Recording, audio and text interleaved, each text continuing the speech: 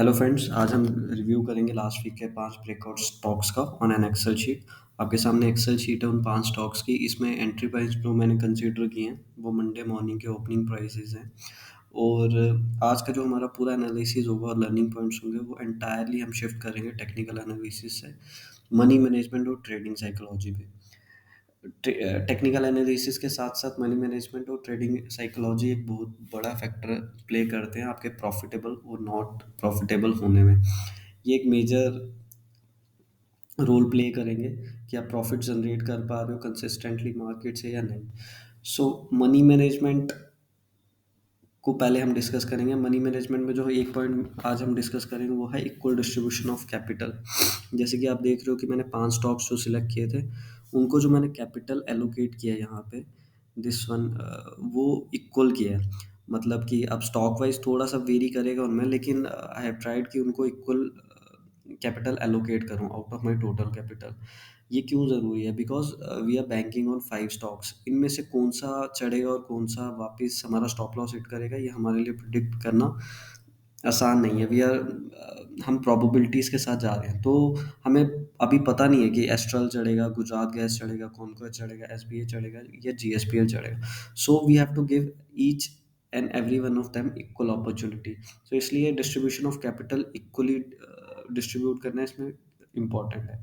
अब मैं आपको एग्जांपल के साथ बताऊंगा कि क्यों, मतलब अगर ये इक्वल डिस्ट्रीब्यूशन नहीं होगी तो क्या प्रॉब्लम हो सकती है। जैसे मैं आपके साथ एक शीट शेयर करता हूँ जिसमें मैंने 500 स्टॉक का एक-एक क्वांटिटी लिया है।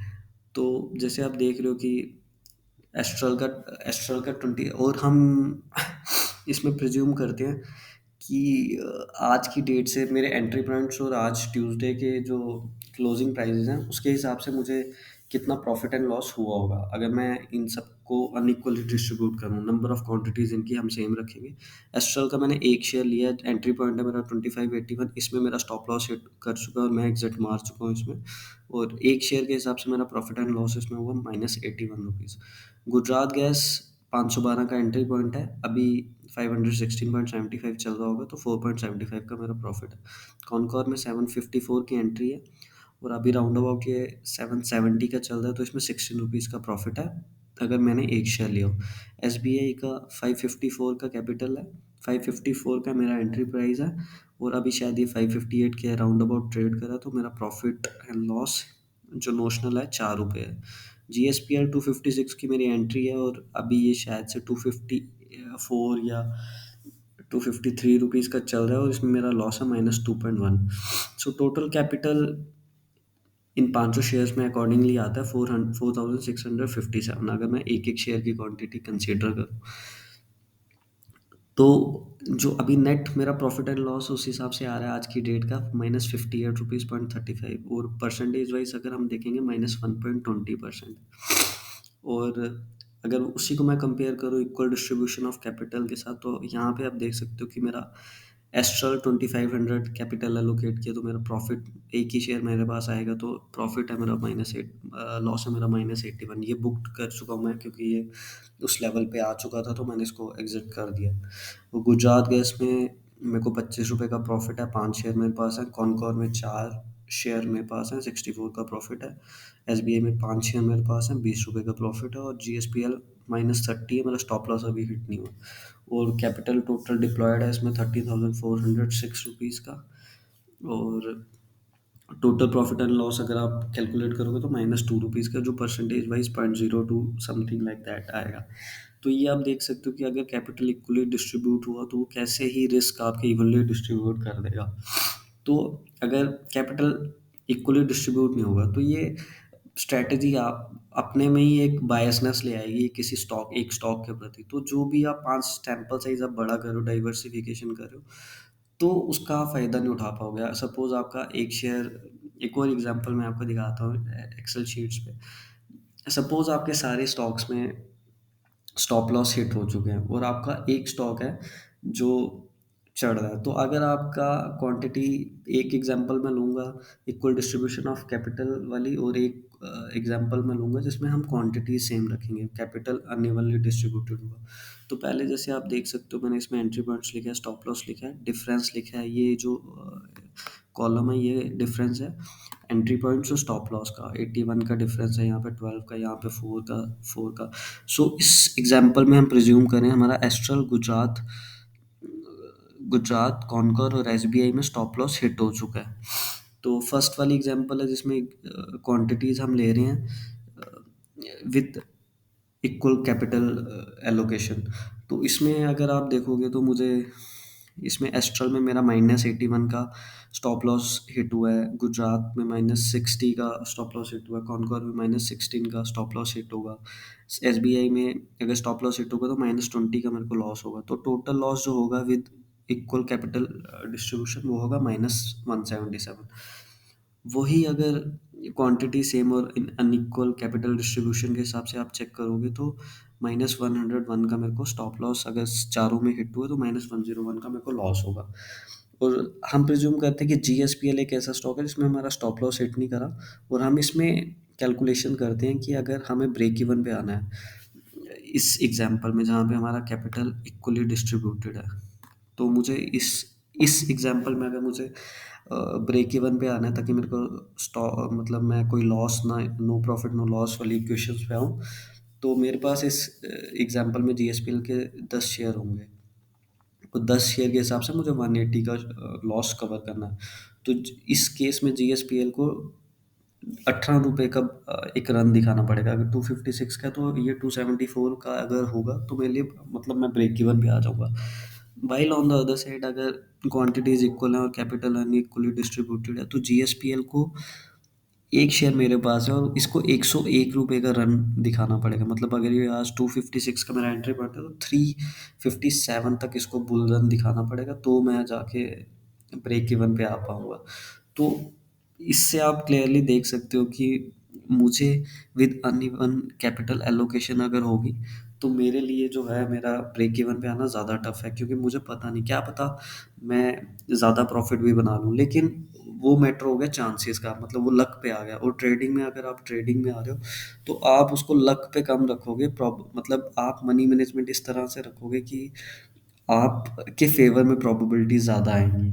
सो इसलिए मनी मैनेजमेंट में जो आज हमने डिस्कस करें इक्वल डिस्ट्रीब्यूशन ऑफ कैपिटल क्यों नेसेसरी है। और नेक्स्ट पॉइंट में आपसे डिस्कस जो करना चाहूँगा वो है डिसिप्लिन। एंट्री करते टाइम किसी भी स्टॉक में अगर आप एंट्री कर रहे हो तो आपको पता होना चाहिए कि वो आपका किस पर्पस से आप उसमें एंटर किए हो। आप ट्रेडिंग पर्पस से एंटर किए हो या आपके वो इन्वेस्टमेंट स्टॉक है। और एंटर करने से पहले आपको पता होना चाहिए आपको किस लेवल पे एग्जिट करना है। Most of the time retail investor जब किसी स्टॉक में एंटर करते हैं तो वो टारगेट्स देखते हैं कि मुझे इस टारगेट पे जाना है, बट जब सिचुएशन बिल्कुल ही ऑपोजिट हो जाती है, वो स्टॉक गिरने लगता है तो उनको पता ही नहीं होता, दे हैव नो आइडिया कि कहाँ पे एग्जिट करना है। और उससे क्या प्रॉब्लम होती है, उससे ये प्रॉब्लम होती है कि जब वो स्टॉक गिरता है तो आप उसमें एवरेजिंग करने स्टार्ट हो जाते हो। और एवरेजिंग जब आप करना स्टार्ट हो जाते हो तो ये ट्रैप एवरेजिंग ट्रैप में आप फंस जाते हो। और एवरेजिंग ट्रैप से प्रॉब्लम ये है कि अगर आपकी किस्मत अच्छी हुई, अगर वो ब्लू चिप स्टॉक हुआ तो अगर वो अच्छा परफॉर्म कर गया तो आपको चांस मिल जाएंगे निकलने के। और retail investor most of the time ऐसे स्टॉक्स में इन्वेस्ट करते हैं जो काफ़ी पिटे हुए होते हैं। एग्जांपल जैसे येस बैंक हो गया, वोडाफोन आइडिया हो गया, जेपी एसोसिएट्स हो गया, सुजलॉन हो गया, जो कि पिटे हुए हैं। हमारी साइकोलॉजी में ही प्रॉब्लम है। साइकोलॉजी में प्रॉब्लम ये है कि हमें 10 रुपये का, 20 रुपये का, 30 रुपये का, 40 रुपये का, 100 रुपये का स्टॉक सस्ता लगता है और 200 रुपये 2000 रुपये का स्टॉक हमें महंगा लगता है। तो फर्स्ट ऑफ ऑल आप ट्राई कीजिए, अगर आप ट्रेडिंग कर रहे हो तो नॉन स्टॉक्स में कीजिए जो अच्छी कंपनीज हैं, ब्लू चिप कंपनीज हैं, most preferably blue chip companies. अब एक प्रॉब्लम और है, एक रिटेल इन्वेस्टर्स का तबका है जो ऐसे स्टॉक्स में इन्वेस्ट करते हैं जिनके नाम भी हमने सुने नहीं है। तो आपको बिल्कुल ही ऐसे स्टॉक से रिफ्रेन करना चाहिए जिसका बिजनेस मॉडल आप समझते नहीं हो और जिसके नाम भी हमने सुने नहीं है। और अगर आप किसी भी स्टॉक में इन्वेस्ट कर रहे हो तो थोड़ी सी उसमें रिसर्च कर लो या फिर आप उसके एग्जिट पॉइंट्स देख लो और ऑपरेटर ड्रिवन स्टॉक से थोड़ा दूर रहो। अब प्रॉब्लम ये होती है जब ये गिर जाते हैं, आपकी एग्जिट स्ट्रेटजी रेडी नहीं है और you and up buying that stock. आपकी जो ट्रेडिंग के लिए जो स्टॉक लिए होते हैं वो आपकी इन्वेस्टमेंट बन जाती है। एंड देन 1 साल होगा, 2 साल होगा, आप एवरेजिंग करते रहोगे। अगर बुरा स्टॉक फंस गया कोई तो एवरेजिंग करते रहोगे, 3 साल तक एवरेजिंग ही चलते रहेगी और वो आप एक ट्रैप में फंस गए हो। और ये तो एक बात होगी, लॉसेस तो एक चीज़ है। और अपॉर्चुनिटी कॉस्ट भी तो देखोगे ना आप, अगर आपने 1 लाख रुपया लगाया, वो अब 50,000 हो गया, आप उसमें फिर और एवरेजिंग करके ये सोचो कि मैं अपनी एवरेज कॉस्ट नीचे लेके आऊँ। लेकिन 4 साल तक आप नेगेटिव रिटर्न ले रहे हो, इससे अच्छा तो आप एफडी में इन्वेस्ट कर दो, 5% रिटर्न वहाँ पे भी आपको मिल जाएगा।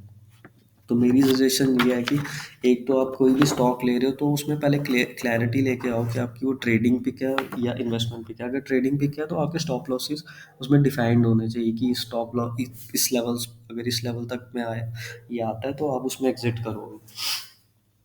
तीसरी चीज़ जो मैं आपको एक साइकोलॉजी लेवल पे बताना चाहता हूँ कि हमारे साथ एक बेसिक प्रॉब्लम ये है कि हम स्टॉप लॉस फॉलो नहीं करते हैं।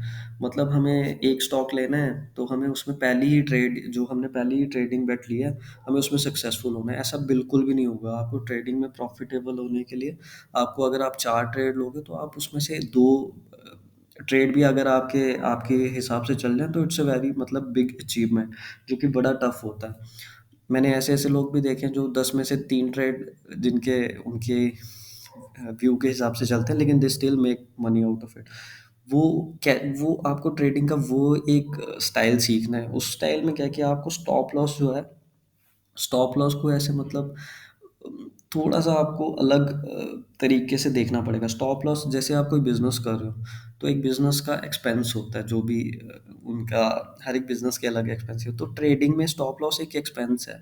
जो आप पैसा कमाओगे, आप स्टॉप लॉस को एक्सपेंस कंसीडर करके ही कमाओगे। स्टॉप लॉस को अपना फ्रेंड समझो। वो स्टॉप लॉस जो है आपको छोटे-छोटे 10 छोटे-छोटे ₹2 के स्टॉप लॉस लेके आपको 2 स्टॉक ढूँढने हैं जिसमें आप ₹100 का प्रॉफ़िट बनाओगे।